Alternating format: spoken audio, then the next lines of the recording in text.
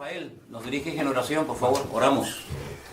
Gracias Dios grande por este día, Señor. Gracias por esta oportunidad de poder estar reunidos aquí, Señor, como hermanos. Gracias. Padre, te rogamos que en tu misericordia, Señor, nos abras la mente, nos des sabiduría, muéstranos tu palabra, Señor, que no sea interpretaciones vanas ni de otras personas, Señor, sino que sea tu palabra y lo que tú quieres decir con ella, Señor.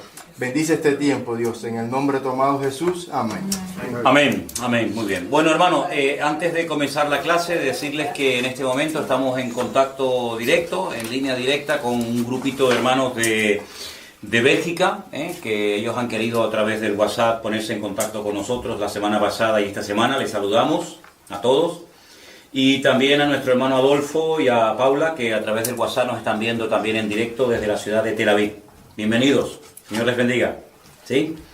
Y no se ofendan los que nos están siguiendo fielmente estas clases, porque han sido muchísimas las personas que nos han escrito y nos han mandado saludos e incluso preguntas, pero para que se haga más o menos una idea, esta tarde, como a las 4:30 de la tarde, hora nuestra, ya habían visto la clase la semana pasada, 5.346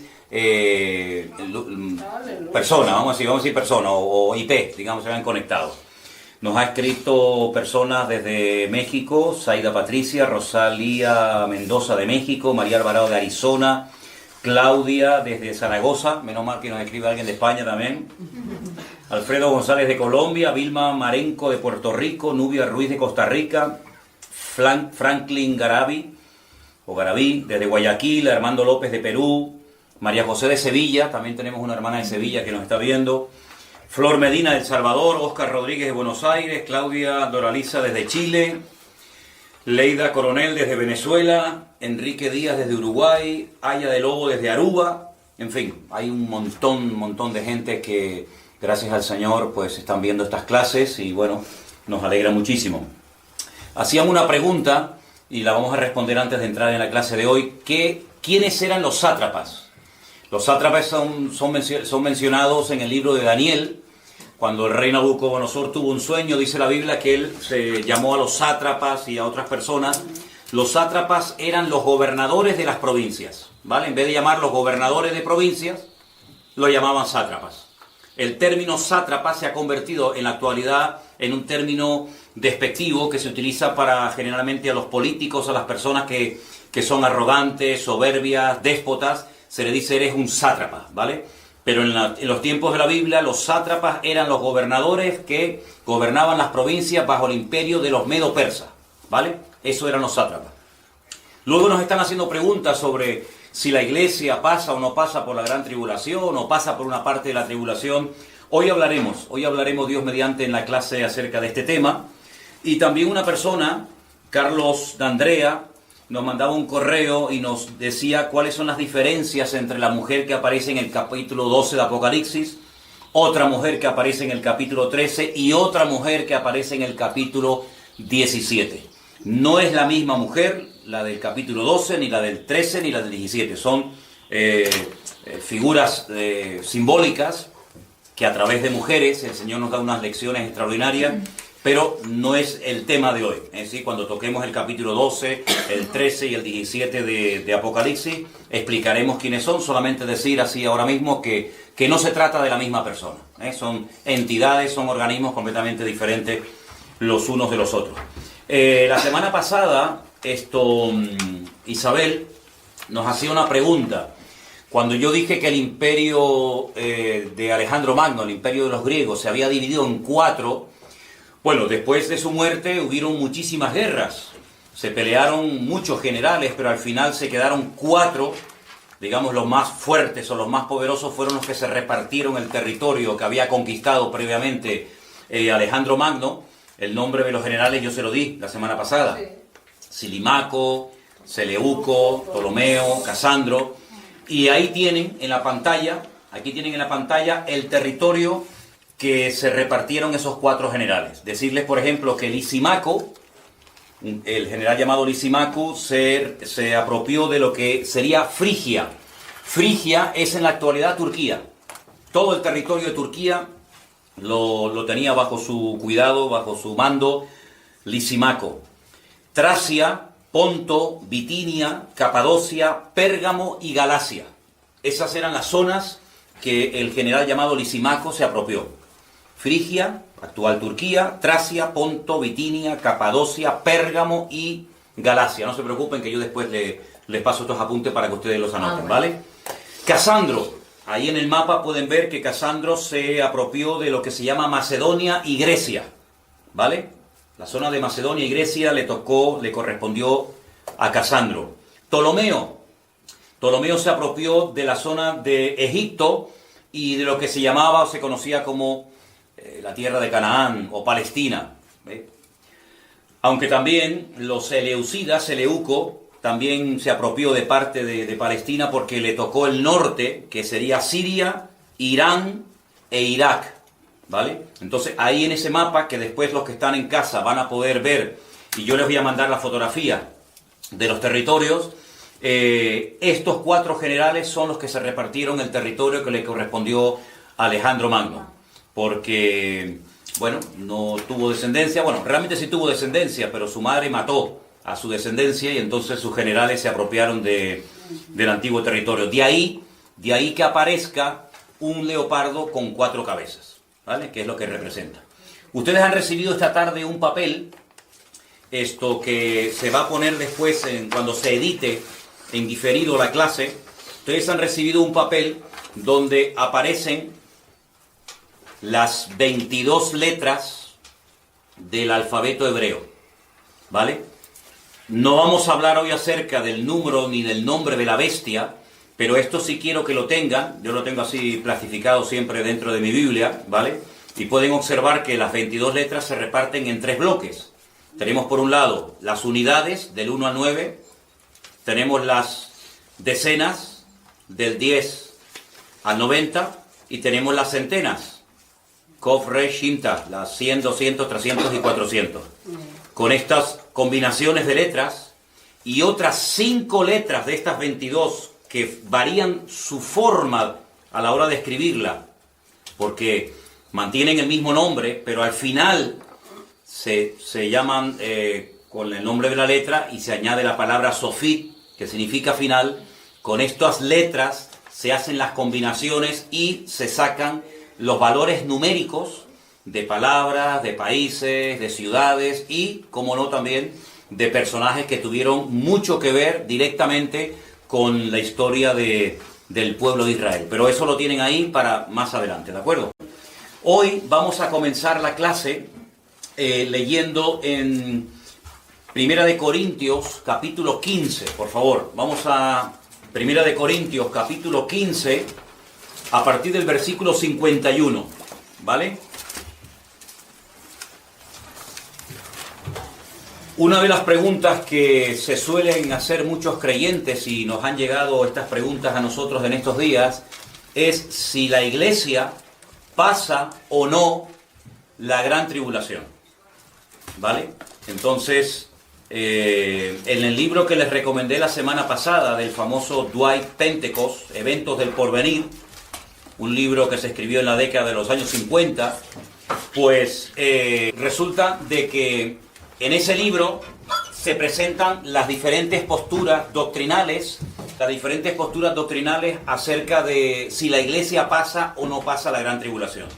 Nosotros vamos a leer unos versículos en esta tarde y dejando a un lado los prejuicios, dejando a un lado lo que tantas veces se ha repetido hasta la saciedad, vamos a la luz de las Escrituras ver qué es lo que dice la Biblia y qué es lo que no dice la Biblia. Primera de Corintios, capítulo 15, del versículo 51 en adelante, dice así: He aquí os digo un misterio. Podríamos decir que la palabra misterio se podía haber traducido también por la palabra secreto. Pablo dice, les voy a revelar un secreto, algo que nadie ha revelado, algo que nunca se ha dicho ni escrito hasta este momento. No todos dormiremos, pero todos seremos transformados. La palabra que aparece ahí es metamorfosis, ¿vale? Es el proceso que hace que un gusano se convierta en mariposa. Eso es metamorfosis, es un cambio de naturaleza total y absoluto. Ese cambio, esa transformación o metamorfosis se producirá, verso 52, en un momento, en un abrir y cerrar de ojos. Y da un dato espectacular, que muchas veces no sé por qué no se ha tenido en cuenta. A la final trompeta.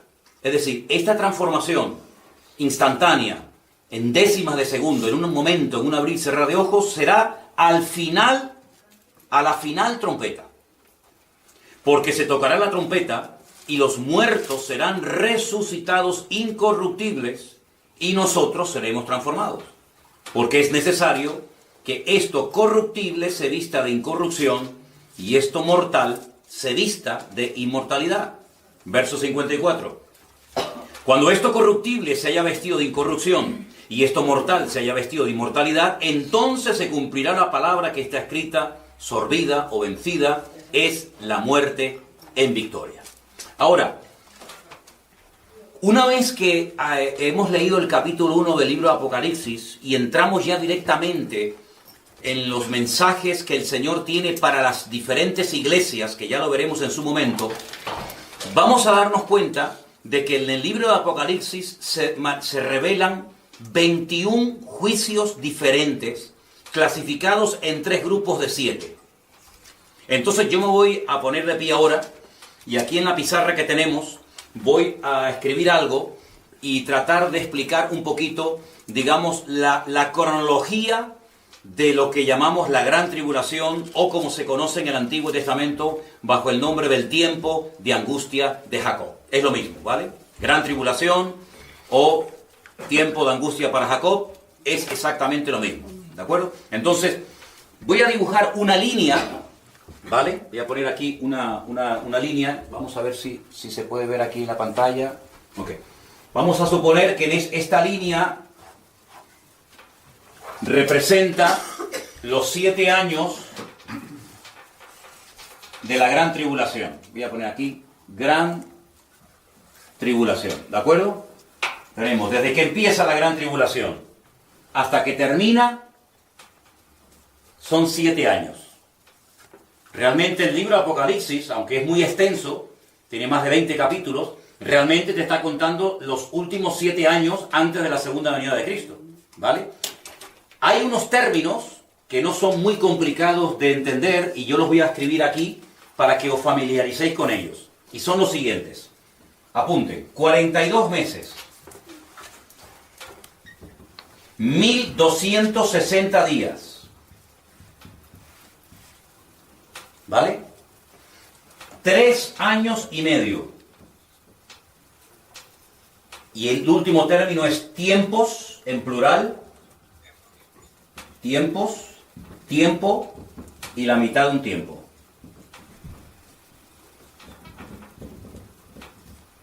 ¿De acuerdo? Repito, 42 meses, 1260 días, 3 años y medio o tiempos, tiempo y la mitad de un tiempo. Estos 4 términos dicen exactamente lo mismo. ¿Vale? Depende del autor, depende del libro que leamos, podemos encontrar uno o varios términos de los que estamos hablando. Porque la Gran Tribulación, esos 7 años, que sería la semana 70 del profeta Daniel, ¿vale? Se dividen en 2 partes, exactamente iguales. Vamos a poner aquí una línea divisoria. Y vamos a poner aquí 3 años y medio. Por utilizar una de estas expresiones, vamos a quedarnos con esta, ¿no? Y 3 años y medio en la otra parte. Es decir, que la Gran Tribulación, cuando leemos el libro de Apocalipsis, está claramente diferenciada la primera parte de la segunda parte. Aunque la primera parte dura 3 años y medio y la segunda exactamente igual, hay diferencias entre la primera y la segunda parte de la Gran Tribulación. ¿De acuerdo? Si comenzamos a leer el libro del Apocalipsis, nos vamos a encontrar que lo que se llaman los sellos, que sería como un pergamino con una serie de sellos lacrados para que no se pudieran abrir, ocurren en la primera parte de la gran tribulación. Voy a poner aquí la palabra sellos, ¿vale? Son 7 sellos y cada vez que se abre un sello, pues se revela lo que está escrito.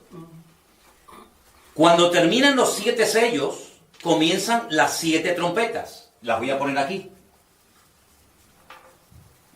Las 7 trompetas. Todos son 7, 7 y 7. Y en la segunda parte de la gran tribulación es cuando se derraman las 7 copas de la ira. ¿Vale? Las 7 copas de la ira. ¿Se está oyendo bien por allá? Ok, perfecto. Entonces tenemos que saber esto porque hay personas que lo mezclan todo. Y uno de los objetivos de esta clase es no solamente transmitirles a ustedes la información de lo que dice la Biblia, sino que después ustedes sepan ordenar esa información según el periodo en el que corresponde o no. ¿De acuerdo? Entonces, por ejemplo, los 7 sellos del libro Apocalipsis empiezan con una serie de caballos que van cambiando de colores, que ya lo veremos en su momento, ¿vale? A continuación, cuando ya se han cumplido los 7 juicios terribles de los sellos, vienen 7 peores todavía, que son sellos donde dice la Biblia que cuando se toca una trompeta, pues automáticamente ocurre algo en la tierra, se toca la segunda y vuelve a ocurrir algo en la tierra. Esto nos ayuda muchísimo porque leyendo los 7 sellos y leyendo las trompetas, puedes saber en todo momento en qué momento te encuentras. Y finalmente, lo peor de todo son las famosas 7 copas de la ira. ¿De acuerdo? Ahora, si nosotros leemos otra vez en 1 Corintios capítulo 15, los versículos 51 y 52, las cosas no se dicen por decir. Todo tiene una razón de ser. La información que está dando el apóstol Pablo aquí es tremenda. Él está dando datos, vamos, con una exactitud absoluta. Y él dice, vuelvo a repetirlo, 1 Corintios 15, 51, he aquí que os voy a revelar un misterio, un secreto. No todos dormiremos, es decir, no todos se van a morir. Saben que el dormir es sinónimo de morir. Pero todos seremos transformados. En un momento y en un abrir y cerrar de ojos. Es decir, algo que, vamos, que no hay ni tiempo ni para pensarlo. ¿Cuándo se va a producir eso? Él lo dice aquí, y esto lo dicen todas las Biblias del mundo. A la final trompeta. Yo pregunto, ¿cuántas trompetas se mencionan en el libro de Apocalipsis? 7. Pero es que antes de las 7 toques de trompeta, o esos 7 juicios terribles en la tierra, donde hay cataclismos y tsunamis, etcétera, etcétera, hay 7 sellos primeramente. Y entonces es por sentido común. Si los 7 sellos se tienen que dar primero, y a continuación las 7 trompetas, y me dice la Biblia, yo no estoy quitando ni poniendo nada, simplemente leo, interpreto literalmente, que en un momento y en un abrir y cerrar de ojos, a la final trompeta, los muertos serán resucitados incorruptibles y luego nosotros seremos transformados. Pues entonces la pregunta que hacen muchas veces las personas, ¿pasa o no pasa la iglesia por parte de la tribulación, sí o no? Sí. Bueno, pues usted lea la Biblia y lo que la Biblia dice es lo que dice. Ahora, ¿qué es lo que ocurre? Y yo estoy seguro que muchos de los que están viendo, o escuchando, mejor dicho, esta información por primera vez en su vida, incluido pastores, incluido gente que se sube al púlpito y predica la palabra, pero hermano, a mí me han enseñado de toda la vida que la iglesia no pasa por ninguna parte de la gran tribulación, ni la primera, ni la mitad, ni la última, y a mí también me lo enseñaron. A mí también me lo enseñaron cuando estudié en el seminario, en la escuela bíblica de las Asambleas de Dios. A mí me dijeron que nosotros nos vamos, que cuando las cosas se empiecen a poner feas, la iglesia no pasa y que la iglesia se va.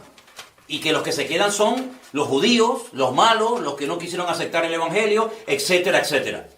Pero bueno, eso te lo dicen y en ese momento no tienes mucha información y no tienes muchos datos.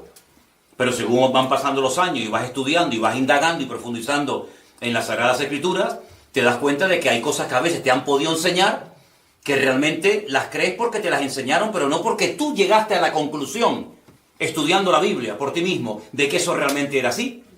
Entonces, ¿de dónde viene eso? Claro, uno tiene que estudiar. Y ahora agárrense al dato que les voy a compartir. Esto es tremendo. Esto es para muchos y para denominaciones enteras, esto es una bomba. En el año 1832, tomen nota de esta cifra, por favor, siglo XIX. Año 1832, un señor llamado John Nelson dijo por primera vez en la historia del cristianismo que la iglesia no pasaría por ninguna parte de la gran tribulación. Un señor llamado Scofield, de hecho hay una Biblia que se llama la Biblia de Scofield, registró la postura, digamos, doctrinal o la opinión del señor John Nelson en 1832, y a partir de ese año muchas congregaciones, más que nada de corte pentecostal, de corte, vamos a decir así, más liberales, etcétera. Las tradicionales no. Las iglesias tradicionales, el protestantismo oficial, digamos, de toda la vida, no se abrió tanto ni aceptó tanto esta postura. Pero otras iglesias, digamos, de corte más pentecostal, más modernas, pues les vino como anillo al dedo.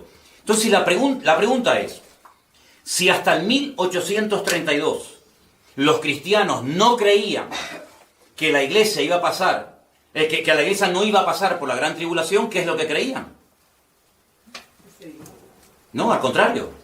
Es decir, hasta 1832 todos los creyentes creían que la iglesia pasaría como mínimo por parte, no digo por todo, por parte de la gran tribulación, porque el que quiera vivir piadosamente sufrirá persecución.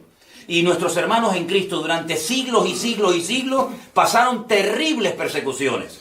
Lean ustedes la historia del cristianismo, por ejemplo, durante los primeros 300 años del Imperio Romano. Fue una masacre y una persecución terrible. Crucifixiones, en la arena del circo romano morían despedazados, quemados. Bueno, aquello fue terrible. Siempre ha habido persecuciones contra la iglesia. Y los cristianos nunca se han sentido mal porque el Señor ha permitido que en momentos puntuales, si Él lo ha creído oportuno, la iglesia pasara por tribulaciones. El Señor no nos prometió que no pasaríamos por tribulaciones.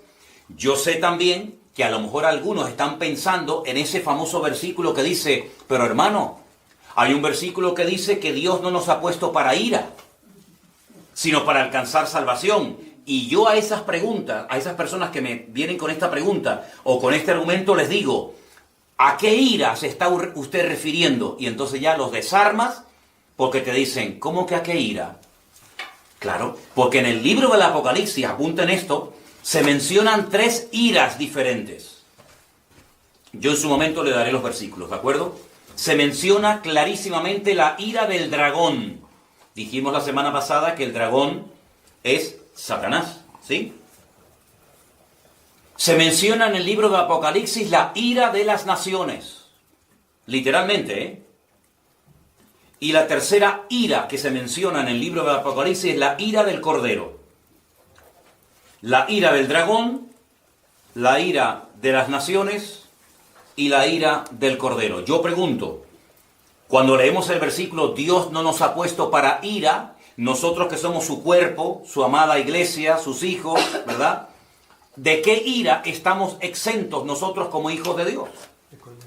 De la ira de Dios, de la ira del Señor. Ya Dios no está airado con nosotros. Hemos sido justificados a través de la sangre del Cordero, a través de la sangre de Cristo. Si no fuera por la justificación, por la redención que obtuvo Cristo en la cruz del Calvario por nosotros, nosotros estaríamos condenados a la condenación eterna y a la ira de Dios. Porque eso de que Dios ama al pecador, pero odia al pecado, eso es un cuento chino. ¿Sí? Vamos a ver, si ama al pecador y luego lo manda al infierno, eso es un disparate que se han inventado, una frase muy bonita, pero Dios al pecador lo mira de lejos, dice la palabra. Es que ni lo escucha. La única posibilidad que tiene el pecador de ser oído por Dios es que se humille y se arrepienta y entonces Dios lo perdona. ¿Vale? Entonces cuando tú te conviertes, tú le pides perdón al Señor por tu mala vida, por tus pecados, por lo que sea, tú estás exento. Tú estás libre de la ira del Señor. Eso es lo que significa que Dios no nos ha puesto para ira. Pero yo pregunto una cosa, ¿y de la ira de las naciones? ¿No se han airado naciones contra los cristianos y se siguen airando muchas naciones como Irán, como Afganistán, y otras naciones contra los cristianos? De toda la vida. Y la ira del dragón, ¿cuántas veces Satanás se ha ensañado contra la iglesia? Claro, Dios le ha dado gracia, Dios le ha dado fortaleza, pero cuando vemos a los 3 jóvenes en Babilonia que los meten dentro del horno de fuego y no se quemaron, eso fue, y todos sabemos, una gran excepción. Pero ¿cuántos hermanos nuestros aquí en España han muerto quemados en la hoguera? Luego, en cualquier momento podemos sufrir persecución. En cualquier momento la iglesia puede ser atacada como está siendo atacada en la actualidad en muchos países. Pasa que nosotros vivimos, bueno, los hermanos de Bélgica en Europa, nosotros aquí en España, Adolfo en Israel y tal, pero hay muchos hermanos nuestros en este momento que están sufriendo tremendas persecuciones. Yo nunca me olvidaré cuando estudié escatología bíblica en el seminario, que el maestro que nos daba clase nos dijo que una vez recibió una carta de hermanos procedentes de China y le preguntaban si ya habían comenzado los sellos, si ya estábamos en la gran tribulación, porque la vida de un cristiano en China es completamente diferente a la vida de un cristiano en Honolulu o en Hawái o en Europa, donde sea, ¿no? Entonces, este dato que yo les acabo de proporcionar ahora, muchos cristianos no lo saben, que hasta 1832 los creyentes creían que pasarían por tribulaciones. Es más, y lo consideraban un privilegio. No era un castigo, sino era un privilegio el que los creyentes pudieran pasar por dificultades, por persecuciones, etcétera, etcétera. Entonces, a partir del siglo XIX en adelante, hasta el día de hoy, muchas congregaciones y denominaciones enteras han adoptado, claro, lo que más te gusta, que cuando empiece la gran tribulación, cuando empiecen las persecuciones, cuando empiecen, etcétera, etcétera, las cosas feas, pues resulta que nosotros no vamos a estar. Pero eso no es lo que dice la Biblia. El apóstol Pablo dice, a la final trompeta. Y que yo sepa, en la Biblia hay 7 trompetas. Y curiosamente, si ustedes leen esta noche detenidamente en casa, la 7ª trompeta es cuando los 2 testigos, 2 personas que lo conocemos con el nombre de los 2 testigos, ya hablaremos de ellos, no testigos de Jehová, o los 2 ungidos, pues dice que los matan en Jerusalén y son resucitados cuando suena la 7ª trompeta. Vamos a leer otros versículos para reforzar un poco más lo que estamos hablando. Vámonos a Primera de Tesalonicenses, capítulo 4, por favor. Primera de Tesalonicenses, capítulo 4, del versículo 13 en adelante.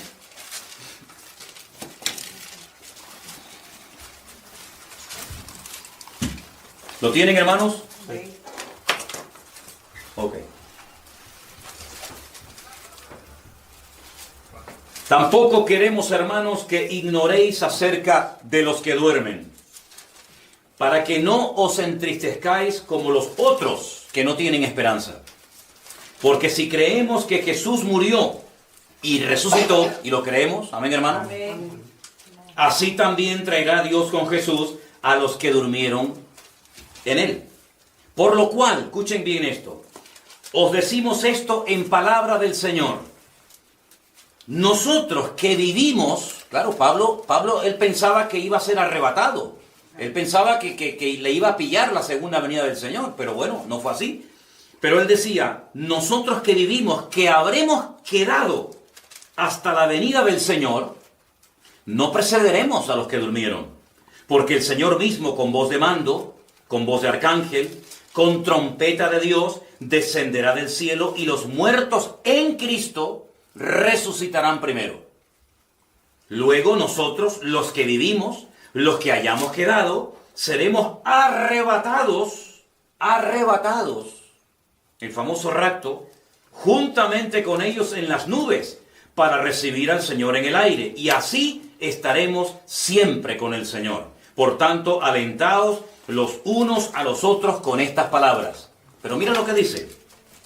Pero acerca de los tiempos y de las ocasiones, no tenéis necesidad, hermanos, de que yo os escriba. Porque vosotros sabéis perfectamente que el día del Señor vendrá como ladrón en la noche. Que cuando digan paz y seguridad, Entonces vendrá sobre ellos destrucción repentina, como los dolores a la mujer encinta, y no escaparán. Verso 4. Mas vosotros, hermanos, no estáis en tinieblas o en ignorancia, para que aquel día os sorprenda como ladrón en la noche. Cuando se emplea el término que Jesús vendrá como ladrón en la noche, pero sin embargo el apóstol Pablo dice, velad y orad, vosotros no estáis en tinieblas, para que aquel día os sorprenda como ladrón en la noche. ¿En qué quedamos? Si viene como ladrón en la noche, ¿nos va a sorprender o no nos va a sorprender? A nosotros no nos va a sorprender que Cristo venga. De hecho, la iglesia debería tener permanentemente la actitud de que estamos esperando al Señor. Dice que si el padre de familia está velando, a él no le van a robar. Pero al que le roban es al que se duerme, al que se despista, al que se distrae, y automáticamente vienen y le roban, y cuando se da cuenta ya es demasiado tarde. Entonces, para el mundo el Señor vendrá como ladrón en la noche.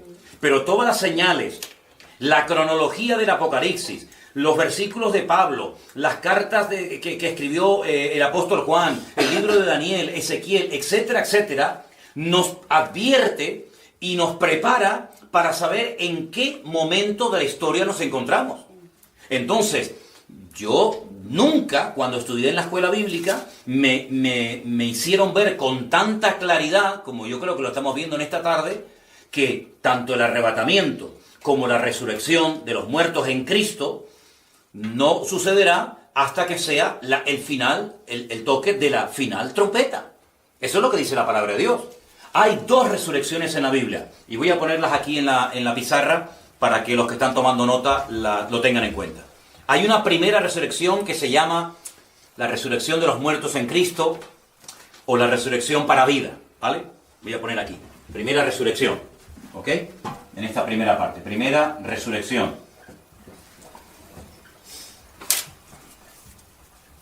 Y al final de la gran tribulación, se produce la segunda resurrección. Solamente hay 2.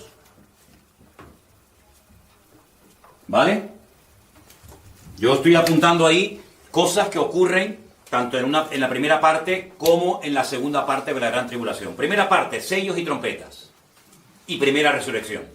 ¿Vale? A la final trompeta, a la mitad. Segunda parte de la gran tribulación, las copas de la ira. Y al final, la segunda resurrección, ¿vale? Más cosas que ocurren para saber clasificar, para saber poner cronológicamente las cosas. Los famosos 2 testigos, de los cuales no hemos hablado, pero apuntarlo, ya en su momento hablaremos. Primera parte de la gran tribulación. Pongo aquí los 2 testigos. ¿Ok? Dice que ellos predican durante 1260 días. En la primera parte de la gran tribulación. Al final de los 3 años y medio, los matan, no los entierran, los tienen tirados en una plaza pública en Jerusalén durante unos días, y al tercer día resucitan. ¿Vale? Segunda parte de la gran tribulación. Aquí es donde aparece el famoso 666, o la marca de la bestia. Por eso no se preocupen, a nosotros eso no nos va a afectar. Aquí en la segunda parte de la gran tribulación es donde se produce la famosa batalla de Armagedón.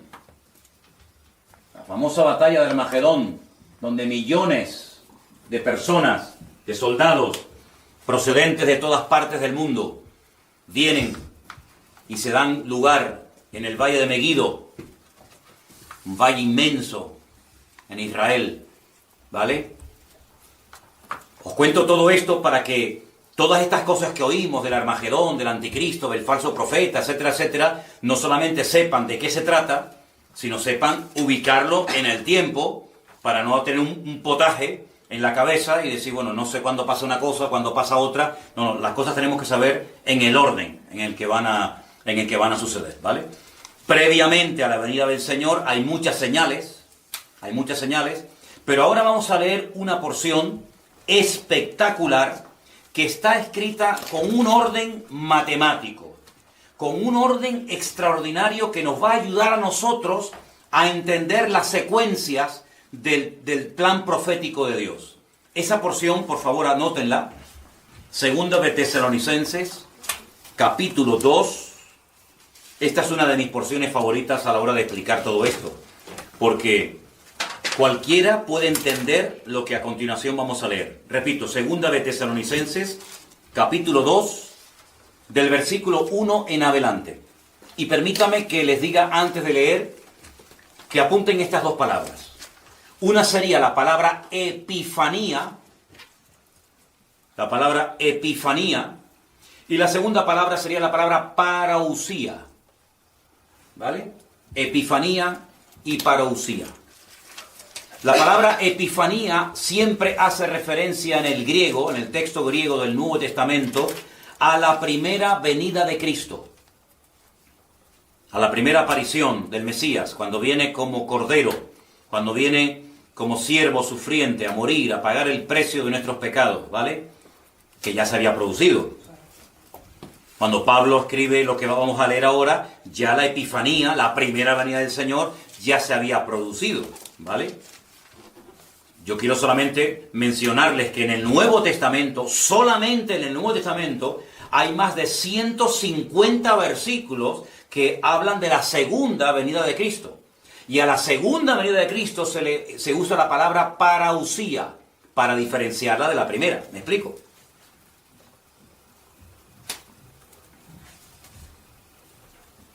Pablo habla más de 50 veces en sus cartas sobre la segunda venida de Cristo.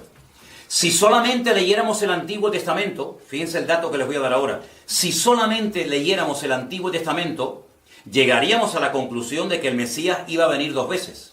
Una primera vez a sufrir y a morir, y una segunda vez a reinar. Ese fue el gran problema del pueblo de Israel, que no aceptaba que primeramente el Mesías vendría a morir y después vendría a reinar, ¿vale? Y por eso le están esperando por primera vez.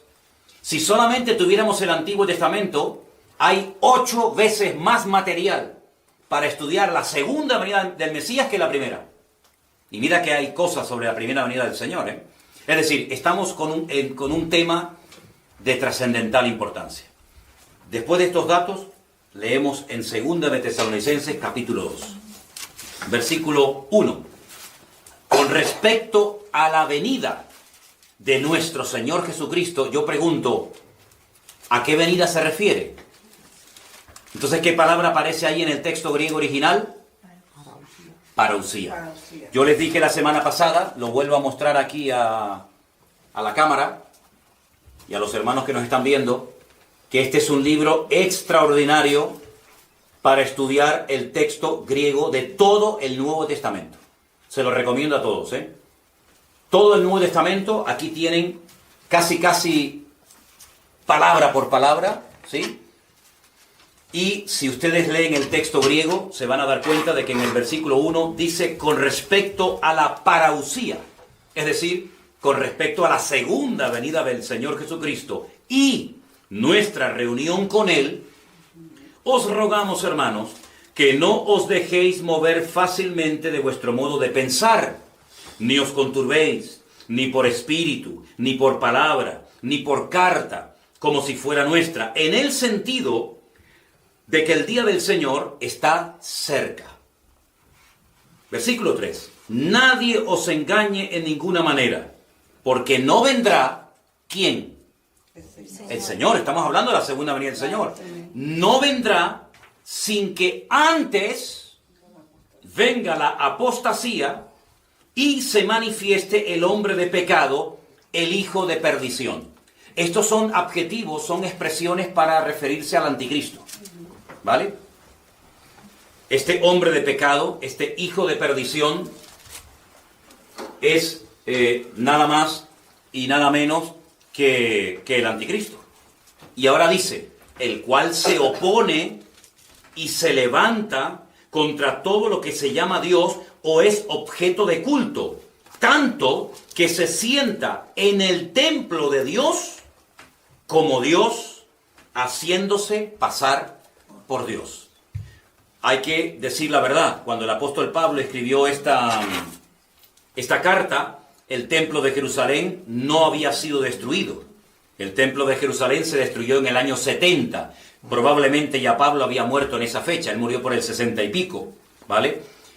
Pero nosotros que leemos en el año 2020 este versículo y dice que este hombre de pecado, este hijo de perdición, que se levanta contra todo lo que se llama Dios, de tal manera que se sienta en el templo de Dios, haciéndose pasar por Dios, ¿cómo interpretamos esto? ¿Cuál es el templo de Dios? En aquel momento, ¿cuál era el templo de Dios? Pues eso, hay una referencia directa, bueno, directísima, a la reconstrucción del templo de Jerusalén. Amén. Y os puedo asegurar de que hay millones de judíos que no sueñan en otra cosa más que en la reconstrucción del templo de Jerusalén. Ahora Pablo dice, ¿no os acordáis que cuando yo estaba todavía con vosotros os decía esto? Ahora vosotros sabéis lo que lo detiene, a fin de que a su debido tiempo se manifieste. Fíjense el orden. El Señor tiene que venir, pero no puede venir sin que se manifieste la apostasía, ahora hablaremos de eso, y se manifieste, se dé a conocer el hombre de pecado, el hijo de perdición. Pero a su vez, este personaje, el anticristo, no se puede manifestar porque hay algo que le está impidiendo que se manifieste, hasta que ese algo sea quitado de en medio, y entonces, dice aquí, entonces, se manifestará aquel inicuo, versículo 8, aquel inicuo se manifestará a quien el Señor matará con el espíritu de su boca y destruirá con el resplandor de su venida. Pero fijaros el verso 7. Porque ya está en acción el misterio de la iniquidad, solo que hay quien al presente lo detiene, hasta que él, artículo determinado masculino, esto es muy interesante y muy importante, hasta que él sea quitado de en medio. Por eso cuando te dice la gente, bueno, es que el anticristo no se puede manifestar hasta que la iglesia sea quitada de en medio y sea arrebatada y se vaya, entonces se manifiesta el anticristo. Pero es que la iglesia jamás es tratada en género masculino. Aquí dice hasta que él, no hasta que ella. Entonces dicen, bueno, claro, es verdad, la iglesia es esposa, la iglesia es novia, la iglesia es femenino, entonces no encaja con esto de él. Entonces el Espíritu Santo. ¿El Espíritu Santo no es Dios? Sí, claro. Pues si es Dios, está en todas partes, en todo momento. ¿Dónde dice la Biblia? ¿Dónde dice literalmente la Biblia que el Espíritu Santo tiene que ser quitado de la tierra para que se manifieste el anticristo? Eso no lo dice la Biblia. Eso lo enseñan en las escuelas bíblicas. Eso lo repiten como los loros. Muchos cristianos dicen, no, es el Espíritu Santo, hermano. Y cuando tú le preguntas, bueno, ¿dónde lo dice en la Biblia? No te lo pueden demostrar. Porque lo han aprendido de memoria, de carretilla, como los loros que repiten la lección, pero no porque la Biblia realmente lo diga. Pero ahora dice aquí, inicuo, versículo 9, otro nombre al anticristo, cuyo advenimiento, cuya aparición es por obra de Satanás. Es decir, Satanás está detrás de este tipo. Con gran poder y señales y prodigios, pero mentirosos. Cuidado que no todos los milagros tienen su origen en Dios, ¿eh? Cuidado que el enemigo pueda hacer más de lo que se imaginan muchos, ¿eh? Con todo engaño de iniquidad para los que se pierden, por cuanto no recibieron el amor de la verdad para ser salvos. Por esto Dios les envía un poder engañoso para que crean a la mentira. ¿No quieren creer a la verdad? Ok, pues toma la mentira. A fin de que sean condenados todos los que no creyeron a la verdad, sino que se complacieron en la injusticia. Entonces, fijaros este pasaje, esto es una bomba. Porque si nosotros decimos que el Señor tiene que venir, pero no puede venir el Señor hasta que se manifieste la apostasía y el hombre de pecado, yo les pregunto a todas esas personas, a todos esos sinceros cristianos, hermanos nuestros en el Señor, que dicen, hermano, el Señor puede venir ahora mismo. Es que eso no es lo que dice la Biblia. Yo solamente os voy a hacer una especie de... No quiero utilizar la palabra apostar, ¿no? Pero les voy a demostrar que hoy no va a venir el Señor. Si viene el Señor en medio de la clase, como dice que puede venir en cualquier momento, pues tendré que pedir perdón y decir, hermano, me equivoqué, discúlpeme. Cuando nos veamos todos allá arriba en la presencia del Señor, les diré, hermano, no sé lo que estaba pensando, pero si hoy no viene el Señor cuando termine esta clase, entonces no mentí. Dije la verdad y tenía razón. ¿Por qué yo digo que hoy no puede venir el Señor? No es que lo diga yo, sino porque la palabra de Dios dice que el Señor no va a venir hasta que se manifieste el hombre de pecado, el hijo de perdición, y venga la apostasía. Primera pregunta que quiero hacer, ¿qué es la apostasía? Apartarse del Enfriamiento. Señor. ¿Santiago? Enfriamiento de la iglesia. El enfriamiento, bueno, está bien, pero es mucho más que el enfriamiento. Las personas Porque ya que- la iglesia de la Odisea ya estaba tibia. Y el Señor no vino en su época. Para mí es apartarse de... Apartarse, sí. Apartarse de la palabra. Apartarse del Eso Señor, no- de la palabra. ¿Saben que hay un versículo cuando Pablo le escribe a Timoteo? Seguramente que a los hermanos que nos están viendo estarán pensando en él. Dice, pero dice el Espíritu claramente, ¿verdad? Pero dice el Espíritu claramente que en los postreros días algunos, gloria a Dios que dice algunos, imagínate que dijera todos, madre mía, algunos apostatarán de la fe, escuchando a espíritus engañadores y a doctrinas de demonios. Es decir, que se producirá un abandono de la fe por parte de mucha gente. Hay un versículo muy interesante que dice, hermanos, está en el último capítulo de la carta a Santiago. Y empieza el versículo diciendo, hermanos, si alguno de entre vosotros se ha extraviado de la verdad, sepa que el que haga volver al pecador del error de su camino, salvará de muerte un alma y cubrirá multitud de pecados. ¿Os suena ese versículo? Sí. Hermanos, si alguno de entre ustedes, hermanos, se ha extraviado de la verdad, el que haga volver al hermano, no, al que haga volver al pecador del error de su camino, salvará de muerte un alma y cubrirá multitud de pecados. Se producirá un abandono masivo de mucha gente. Claro, algunos me dicen, bueno, pero muchos de los que abandonan los caminos del Señor, se apartan de la iglesia, se enfrían, se van al mundo, no eran convertidos. Bueno, es que hoy en día es muy difícil, y les digo con la mano en el corazón, ¿no? Hoy en día es muy difícil decir, este es convertido o este no es convertido, porque en mi época te decían, este es cristiano, y uno decía sí, o no. Pero hoy en día, yo digo, no sé, no lo sé, porque parece, pero después resulta que no, y aquel que parecía que no era, resulta que a lo mejor era más que el que parecía que era.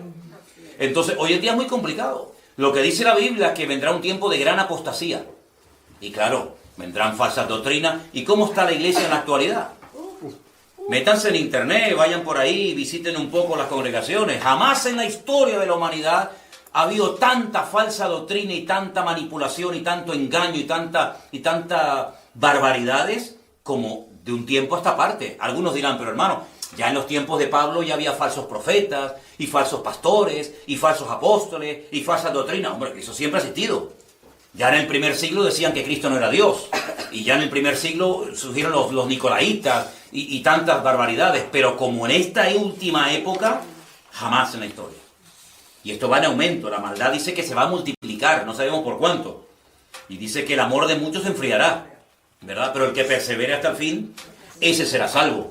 Pero no solamente vendrá un periodo masivo de apostasía, de apartamiento, de frialdad, de alejamiento de los caminos del Señor, sino que dice que se tendrá que manifestar el hombre de pecado, el hijo de perdición. Ahora, yo voy a dar una opinión personal, ¿vale? Esto ya no es Biblia, esto es mi opinión. Yo creo que este personaje ya está vivo. Yo estoy convencido de que el anticristo ya está vivo, está por ahí y falta muy poco para que todo esto se manifieste y se dé a conocer, pero la realidad es que todavía hoy en día no podemos decir esta persona cumple con los requisitos bíblicos para poder señalarlo y decir este es el anticristo del cual habla la Biblia. Porque yo digo una cosa, todos los datos que nos da la Biblia sobre la persona del anticristo, ¿para qué nos los da? Si no vamos a estar, a mí qué más me da si es blanco, si es negro, si le gustan las mujeres, si le gustan los hombres, si es bueno, si es malo. Pues a mí me da igual, yo no voy a estar, a mí no me interesa como este personaje. ¿Por qué tantos datos? ¿Por qué tanta información? ¿Por qué dice la Biblia del amor de las mujeres huirá? ¿Por qué dice la Biblia que se hará del Dios de la fortaleza? ¿Por qué da la Biblia tantos datos sobre estos personajes? Para que no nos sorprendan las cosas como a algunos les sorprende cuando oyen cosas diferentes, pero que son tan bíblicas como las que han oído de toda la vida, y sepamos en todo momento en qué momento y en qué tiempo de historia nos encontramos. El anticristo no se puede manifestar cuando él quiera. Hay algo que impide que se manifieste. Ahora, yo le hice una vez un desafío a unos hermanos que asistieron a un curso que yo di durante casi un año sobre Daniel y Apocalipsis y sobre profecías, y les dije, cuando vayan a sus iglesias, pregúntenle a sus líderes, a sus pastores, ¿qué es lo que está impidiendo la manifestación del anticristo? Y van a oír de todo, desde el Espíritu Santo, la iglesia, etcétera, etcétera.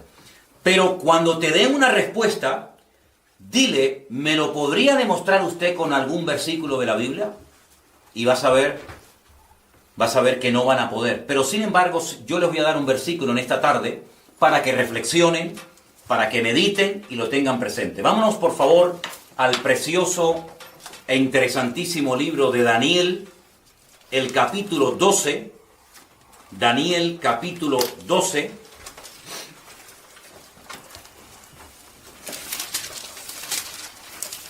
Vamos a leer del versículo 1 en adelante, por favor. Daniel capítulo 12, del versículo 1 en adelante.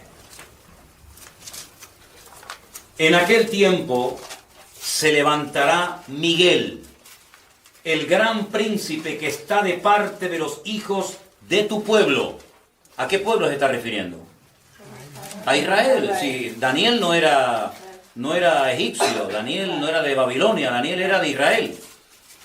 Y le dice que Miguel, el gran príncipe, que está de parte, está a favor de los hijos de tu pueblo, se levantará y será tiempo de angustia, cual nunca fue desde que hubo gente hasta entonces. Siempre ha habido angustia, siempre ha habido persecuciones, siempre ha habido falsas doctrinas, siempre ha habido enfriamiento, pero esto será cual nunca fue desde que hubo gente hasta entonces. Pero en aquel tiempo será libertado tu pueblo, todos los que se hallen escritos en el libro. Muchos de los que duermen en el polvo de la tierra serán despertados. Unos para vida eterna, primera resurrección, y otros para vergüenza y confusión perpetua, segunda resurrección. Digamos que unas para los creyentes y otras para los inconversos. Los entendidos resplandecerán con el resplandor del firmamento, y los que enseñan la justicia a la multitud como las estrellas a perpetua eternidad. Pero tú, Daniel, cierra las palabras y sella el libro hasta el tiempo del fin. Muchos correrán de aquí para allá y la ciencia aumentará. Fijaros que el profeta Daniel recibe la revelación de que hay un personaje tremendamente poderoso que aparece varias veces en la Biblia, incluido el Nuevo Testamento, llamado Miguel, el gran arcángel Miguel que está de parte de los hijos de tu pueblo, que dice que cuando se levanta será tiempo de angustia cual nunca lo ha habido, desde que ha habido gente hasta entonces. Y entonces él menciona juntas las dos resurrecciones, aunque después el libro de Apocalipsis la pone a cada una en su sitio. Entonces, toda afirmación que hagamos, sea cual sea, siempre tiene que ir respaldada por textos de la palabra de Dios.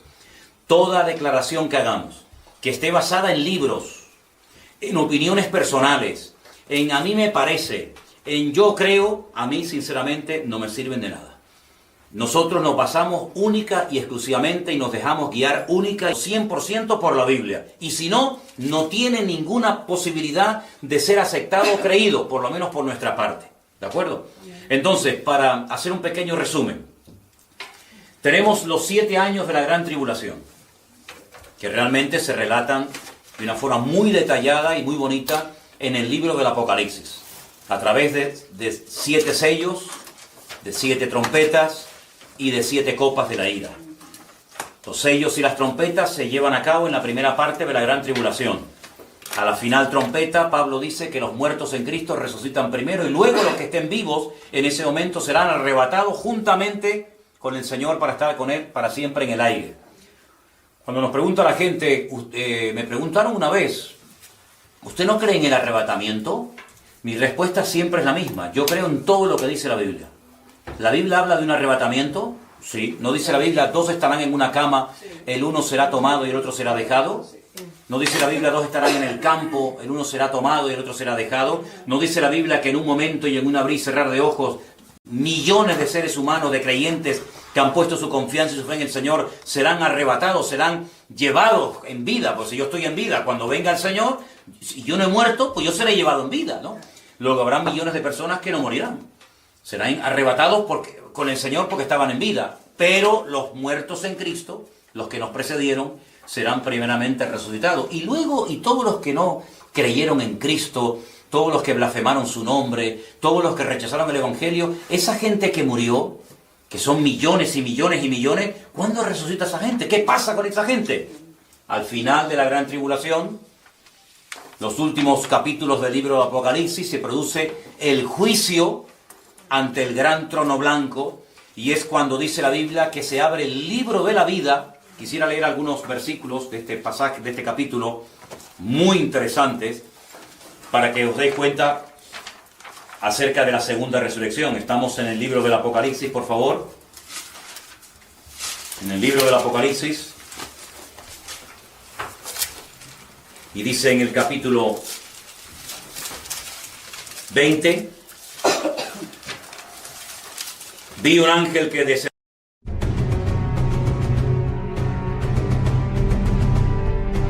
por causa del testimonio de Jesús y por la palabra de Dios.